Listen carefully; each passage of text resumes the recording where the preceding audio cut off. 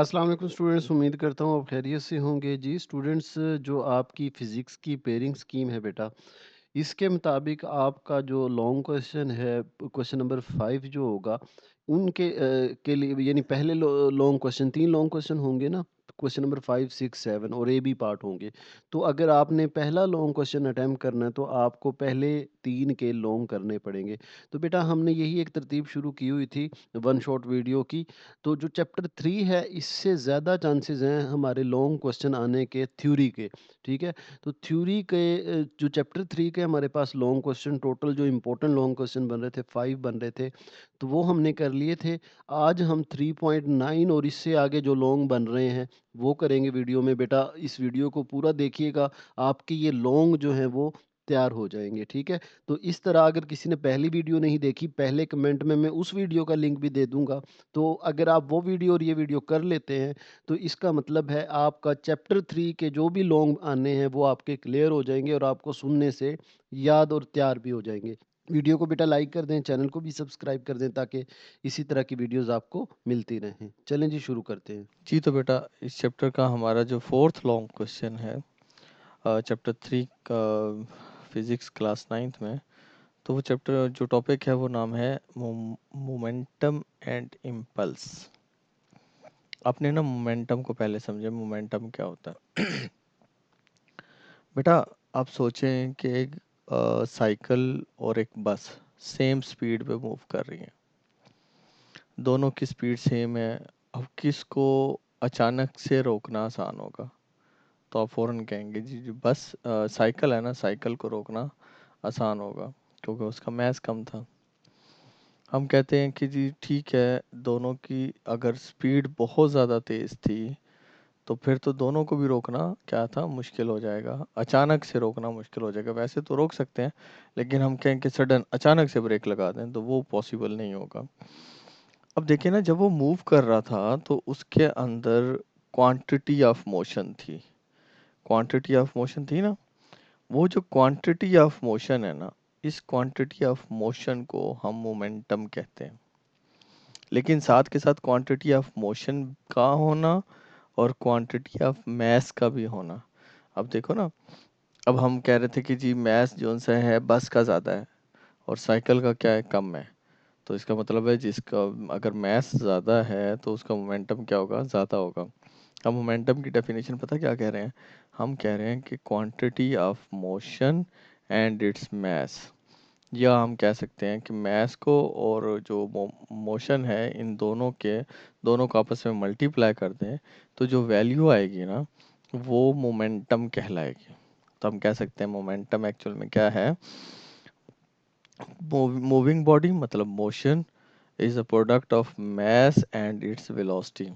अगर मास और उसकी वेलोसिटी दोनों का हम प्रोडक्ट कर लें ना, मल्टीप्लाई कर दें, एक बस है, उसका मास कुछ ना कुछ होगा ना, और उसकी स्पीड भी कुछ ना कुछ, वेलोसिटी भी कुछ ना कुछ होगी। इन दोनों का आपस में जो प्रोडक्ट है, मल्टीप्लाई कर दें इन दोनों को, तो वो हमारे पास क्या कहलाता है? Momentum of moving body. जो बॉडी मूव कर रही है उसका मोमेंटम। अब वर्ड उसने मूविंग लगाया है, तो इसका मतलब अगर बॉडी रेस्ट पे है तब वेलोसिटी उसकी क्या होगी? ज़ीरो होगी ना। तो मोमेंटम की वैल्यू अभी क्या होगी? ज़ीरो होगी। तो मोमेंटम को हम कैपिटल पी से रिप्रेजेंट करते हैं क्योंकि मोमेंटम एक वेक्टर क्वांटिटी है, तो इसको बोल्ड लिखा हुआ है, मास multiply by velocity, product of mass and velocity. ठीक है। अब मास हमारे पास स्केलर है, लेकिन वी क्या है, वेलोसिटी हमारे पास क्या है, वेक्टर क्वांटिटी है। तो प्रोडक्ट भी हमारा, मोमेंटम भी हमारे पास क्या होगा, वेक्टर क्वांटिटी होगा। जैसे वेलोसिटी है वैसे ही आपके पास मोमेंटम भी एक वेक्टर क्वांटिटी है। अब देखिए, मास का यूनिट क्या होता था, केजी, और वेलोसिटी का यूनिट क्या होता था, मीटर पर सेकंड, ms-1। तो मोमेंटम का यूनिट जो बनेगा वो केजी ms-1 बनेगा, या न्यूटन सेकंड भी इसको बोलते होते हैं। देखिए ना, अगर मैं इसको केजी ms-2 लिखकर साथ डॉट एस कर दूं तो ये चीज़ और ये चीज़ सेम है ना, क्योंकि यहाँ पे पावर -2 है, यहाँ क्या है, 1 है। तो -2 में से 1 चला जाए, बचता तो -1 ही है ना। तो ये सारा जो है kg ms-2 वो न्यूटन के इक्वल होता है, और ये सेकंड, तो इसको हम न्यूटन सेकंड भी कहते हैं यूनिट इसका। और kgms -1 भी इसका यूनिट होता है। तो आप लोगों के पास जब मोमेंटम की डेफिनेशन आए तो आपने ये पूरी लाइन लिखनी है। ये तो हो गया शॉर्ट क्वेश्चन में, ठीक है। आपने सबसे पहले मोमेंटम की डेफिनेशन लिख देनी है, फिर आपने ये लॉन्ग क्वेश्चन आप लिख रहे हो, तो फिर उसके बाद आप अपना स्टार्ट करोगे नेक्स्ट पार्ट। अब नेक्स्ट पार्ट में क्या कहता है, वो एक बात बताना चाह रहा है। सोचें, इमेजिन करें कि आपके बैट के साथ ना एक बॉल को हिट किया जाता है। अब जिस लम्हे उस बैट ने बॉल को हिट किया था, तो उस लम्हे की एक्चुअल जो वेलोसिटी है वो निकालना बहुत मुश्किल है, बहुत मुश्किल है।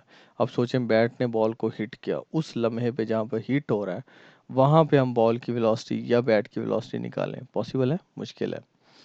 तो वो फिर हम क्या करते हैं, फिर हम अगर इस तरह का केस आ जाए तो फिर हम बॉडी की इनिशियल वेलोसिटी और फाइनल वेलोसिटी निकाल लेते हैं। जब इनिशियल और फाइनल वेलोसिटी निकाल लें ना, तो फिर हम उस वेलोसिटी का चेंज निकाल सकते हैं। वेलोसिटी का चेंज का मतलब है कि फाइनल में से हम इनिशियल को माइनस कर देंगे, तो हमारे पास चेंज निकल आएगा कि हाँ जी इतनी वेलोसिटी में चेंज आया। तो वहाँ से फिर हम प्रॉपर एक्सेलरेशन निकाल सकते हैं। एक्सेलरेशन का फार्मूला होता था V F minus V I over delta T, यहाँ टी है। तो V F minus V I जब चेंज होता है ना, चेंज को हम डेल्टा से शो करते हैं। डेल्टा टी का मतलब, सॉरी डेल्टा वी का मतलब क्या होता है, वी एफ में से वी आई को माइनस कर दो, तो वी डेल्टा वी की जगह ये लिख सकते हैं। ये एक्सेलरेशन का फार्मूला है। अब आपको पता है फोर्स किसके इक्वल होती है, और न्यूटन सेकंड लॉ आप इसी चैप्टर में पढ़ के आए हैं, पिछली वीडियो में था, देखिएगा वो ज़रूर वीडियो। फार्मूला था F is equal to M A, ये साबित किया था। तो m एज इट इज़ आ जाए तो a की जगह पर हमने ये वेलोसिटी निकाली थी, change in velocity divided by time. अब ये जो डिवाइडेड ये f is equal to m, ये वाला delta v divided by delta t change in time. अगर t इधर डिवाइड हो रहा है f के साथ, जाके क्या होगा, मल्टीप्लाई, तो मैं इसको लिख सकता हूँ कि f multiply by delta t is equal to m delta v। लिख सकता हूँ ना ऐसे। बेटा ये जो प्रोडक्ट होता है ना, force multiply by delta T, इस के उस लम्हे पे जो फोर्स लगी थी, वो डेल्टा टी वो इंस्टेंटेनियस टाइम है, उस लम्हे का टाइम है जब फोर्स लगाई। जैसे कि बॉल पड़ी थी, फुटबॉल है, आप जिस लम्हे अपने पाँव से उसको हिट कर रहे हो, पाँव से उस पर फोर्स लगा रहे हो, जिस टाइम पर फोर्स लगा रहे हो वो टाइम और फोर्स दोनों अगर मल्टीप्लाई हो जाए तो हम उसको इम्पल्स कहते हैं। क्या बोलते हैं उसको? इम्पल्स। तो हम कह सकते हैं the product of force and delta T is called impulse, ठीक है। अब देखिएगा, अब हमने फार्मूला ये निकाला था कि F जो है m डेल्टा v और डिवाइडेड बाई टी। अब मोमेंटम का फार्मूला भी आपने पढ़ा है m मल्टीप्लाई बाई v, ये ना, तो ये भी m है और ये भी है। तो जहाँ पर m भी लिखा हो वहाँ पर मैं मोमेंटम लिख सकता हूँ। यहाँ पे जब चेंज का जिक्र आ रहा है तो मोमेंटम में भी चेंज होगा। तो एम वी की जगह मैंने क्या लिख दिया, p लिख दिया, डेल्टा p ओवर क्या लिखा, t। अब इस लाइन, इस इक्वेशन को समझना है। वो कहता है जो change in momentum divided by time, जब डिवाइडेड बाय टाइम आ जाए तो उसके लिए वर्ड यूज करते हैं हम रेट ऑफ। टाइम का मतलब क्या होता है, रेट ऑफ।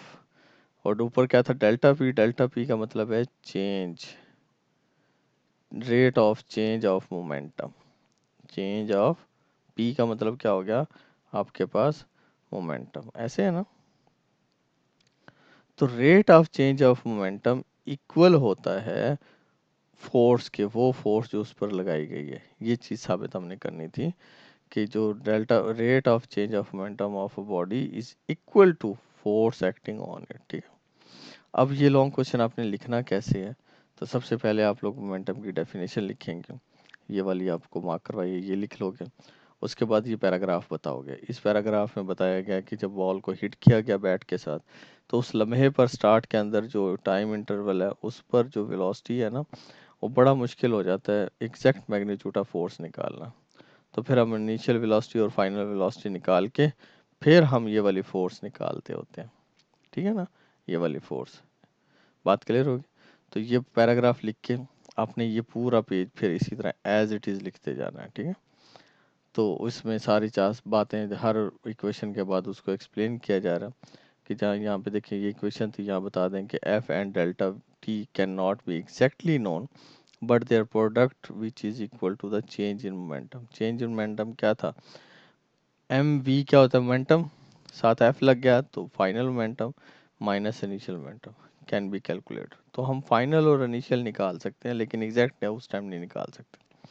तो इसमें एफ जो एफ और टी का जो प्रोडक्ट है उसको हम क्या बोलते हैं, इम्पल्स बोलते हैं। When a large force F act on a object for a short interval of time, बहुत ज़्यादा फोर्स लगा, आपने किक किया बॉल को, बहुत ज़्यादा फोर्स से किया लेकिन एक लम्हे भर के लिए किया, तो the impulse of a force is defined as total change of momentum of object. तो उसको हम क्या कहेंगे, टोटल चेंज ऑफ मोमेंटम। ये टोटल चेंज ऑफ मोमेंटम है, क्योंकि फाइनल में से इनिशियल निकाल दिया था तो चेंज बचा था ना। तो total change of momentum equal होता है इम्पल्स के। तो फिर आगे दोबारा से वो इक्वेशन लिखोगे, F is equal to M V over delta T. तो एम डेल्टा वी की जगह डेल्टा पी आ जाएगा। तो यहाँ बता दो where M delta V is a change in momentum delta P. तो हम क्या करेंगे, जहाँ पर एम डेल्टा वी लिखा होगा वहाँ पे डेल्टा पी लिख देंगे। हर इक्वेशन को उसने थोड़ा सा एक्सप्लेन किया हुआ है, आपने भी साथ के साथ एक्सप्लेन करना है। और लास्ट में यहाँ पर आके इसको क्लोज कर देना, ठीक है। ये आपका एक बड़ा वीआईपी से लॉन्ग क्वेश्चन तैयार हो जाएगा। नेक्स्ट बड़ा इंपॉर्टेंट आपके पास एक लॉन्ग क्वेश्चन है, principle of conservation of momentum. पहले इसको समझें क्या। मोमेंटम तो हमने समझ लिया, मैस और वेलोसिटी जो सी होती थी वो क्या होती है, जो मोमेंटम होता था, है ना। कंजर्व, कंजर्व का मतलब होता है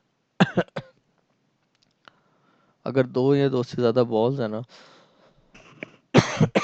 सॉरी, दो या दो से ज्यादा बॉल्स, अब स्नोकर टेबल को ना माइंड में लेकर आए।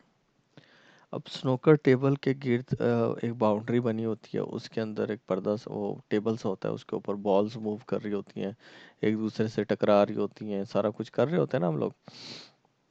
उस टेबल के अंदर हर बॉल का जो मोमेंटम है ना, हर बॉल का अलग अलग मोमेंटम होगा। फर्ज करो जो मूव कर रही है उसका, दो बॉल्स हैं जो मूव कर रही हैं वहाँ पे, तो उनका कोई ना कोई मोमेंटम होगा ना। मोमेंटम क्या था, उस बॉल का मैस भी है, और जब वो मूव कर रहा है तो उसकी कोई वेलोसिटी भी है। अब मूव करने वाली वेलोसिटी और वो जो बॉल थी, वो जो उस बॉल का मैस है, वो मिलके क्या बन गया, मोमेंटम। ये बात याद रखना, मैं बार बार एक वर्ड यूज कर रहा हूँ, मूव करना। अगर तो बॉल रुकी हुई है टेबल पे तो इसका मोमेंटम जीरो है। लेकिन फर्ज कर लेते हैं कोई दो बॉल थी वो मूव कर रही हैं इस तरह की ना, तो जाहिर बात है मूव कर रही है, उसका वेलोसिटी और मैस हो गया तो मोमेंटम है, इसकी वेलोसिटी और मैस हो गया मोमेंटम है।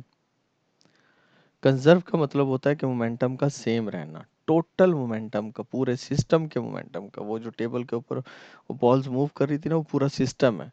उस सिस्टम के अंदर पहली बॉल का मोमेंटम, दूसरी बॉल का मोमेंटम, सबको जमा कर दें तो अगर जो मोमेंटम वो एक बना है ना, तो वो टकराए ना टकराए जो मर्जी करें, बाद में भी टकराने से पहले भी बाद में भी पूरे सिस्टम का मोमेंटम सेम रहता है। कंजर्व का मतलब होता है वहाँ पे सेम रहना, ठीक है ना। अब सोचें कि दो, वो स्नोकर टेबल पे ना दो बॉल्स मूव कर रही हैं, एक की वेलोसिटी v1 है और एक की वेलोसिटी क्या है, v2 है। m1 थोड़ा छोटा सा मैस है, m2 m1 सॉरी बड़ा है और m2 क्या है, छोटा है। अगर फर्ज कर लेते हैं पहले मैच की वेलोसिटी थोड़ी सी ज़्यादा है और वो मूव कर रहा है v2 के पीछे पीछे, और v2 को अप्रोच कर रहा है, उस तक पहुंचने की कोशिश कर रहा है। एक टाइम आएगा कि जो m1 है ना वो m2 को जाके टकराएगा, टकराएगा।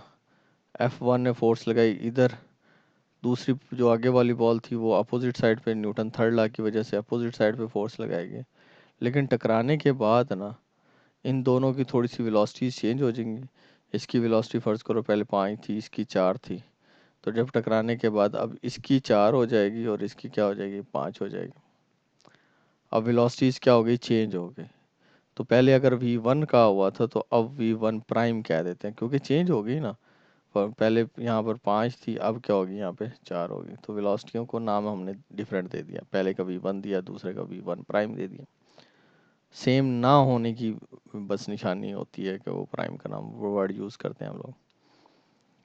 अब सोचें टकराने से पहले इसका मोमेंटम पहली बॉल का m1 और v1 था ना, मोमेंटम mv होता है, तो यहाँ mass 1 था और v1 थी।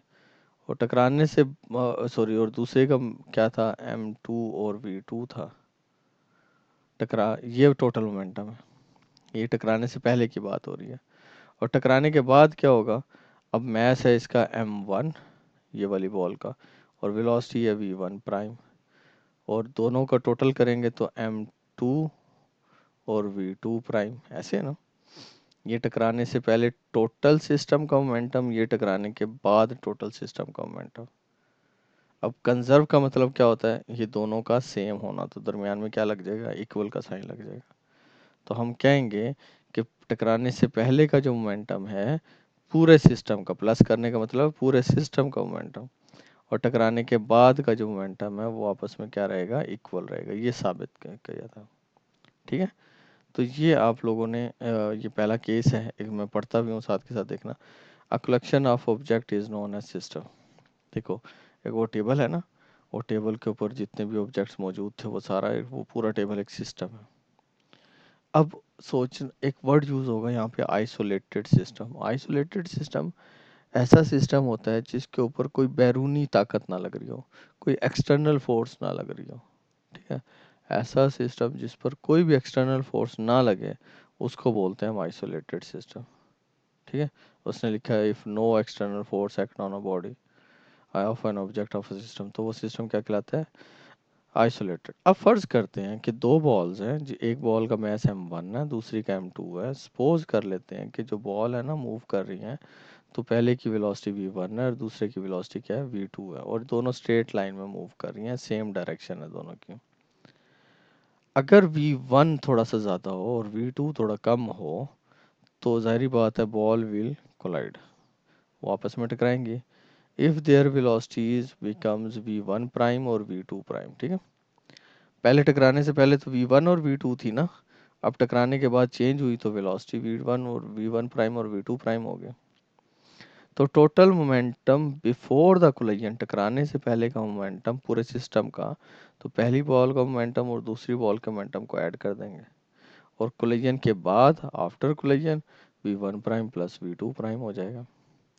अब लॉ क्या कहता है कि अगर नो एक्सटर्नल फोर्स लग रही हो किसी आइसोलेटेड सिस्टम पर, तो total final momentum of a system equal होता है initial momentum of a system, ठीक है ना।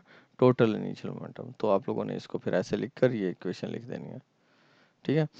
फिर वो अगर फर्ज करो एक और केस है। अब देखें यहाँ पर जो पहली वेलोसिटी तो मूव कर रही है और दूसरी वेलोसिटी रुकी हुई है, रेस्ट पर है, जीरो है, तो रुकी हुई है।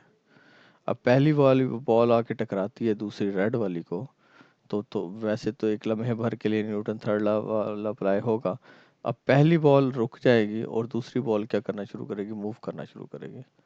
लेकिन जब दूसरी बॉल मूव कर रही होगी ना, वो सेम वेलोसिटी लेगी जो पहले वाली थी, या v1 सिंपल आएगा, ठीक है। बात क्लियर हुई। जो पहले वाले की वेलोसिटी थी ना v1, अब दूसरे वाली वेलोसिटी वो शिफ्ट हो जाएगी, और पहले वाले जो दूसरे की वेलोसिटी जीरो थी, तो पहली बॉल रुक जाएगी और दूसरी मूव करना शुरू कर देगी, ठीक है।